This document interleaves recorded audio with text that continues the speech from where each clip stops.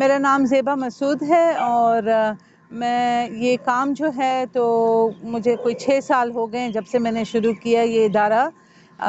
میں ایکچولی یہاں U S سے آئی ہوں۔ میں اپنے امی ابا کے ساتھ ٹائم گزارنے آئی تھی۔ میری امی کی طبیعت ٹھیک نہیں تھی، تو جب میں یہاں آئی میں نے دیکھا کہ یہاں جانوروں کے ساتھ اتنا ظلم اور تکلیف میں ہے، تو اس لیے میں نے یہ انیشیٹو لے کے تو یہ ادارہ شروع کیا۔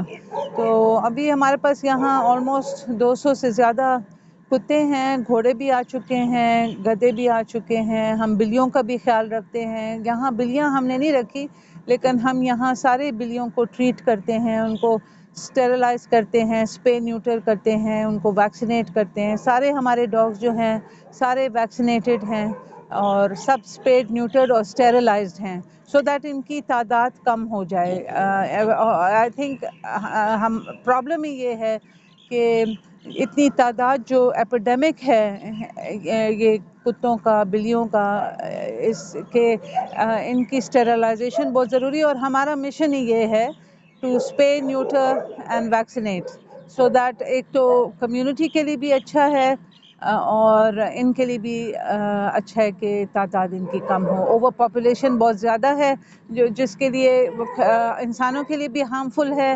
بیماریاں، ان کو ریبیز ہوتا ہے، ان کو ڈیزیزز ہوتے ہیں، اور ان کو سڑکوں پہ اس طرح نہیں گھومنا چاہیے۔ ابھی تو ہزارہا ہیں جو پھر رہے ہیں، ہم ساروں کو تو نہیں ریسکیو کر سکتے، لیکن ہم آہستہ آہستہ کوشش کر رہے ہیں اب اویئرنیس کریٹ کرنے کی لوگوں میں۔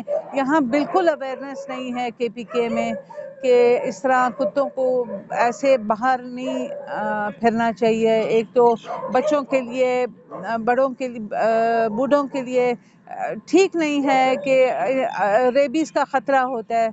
تو یہ ہے ان علاج کیا ہے؟ علاج ایک ہی سلوشن ہے، اور وہ ہے اسپیئنگ، نیوٹرنگ، اسٹیرلائزنگ، اور ہم اپنی طرف سے جو تھوڑا بہت کر رہے ہیں کافی نہیں ہے۔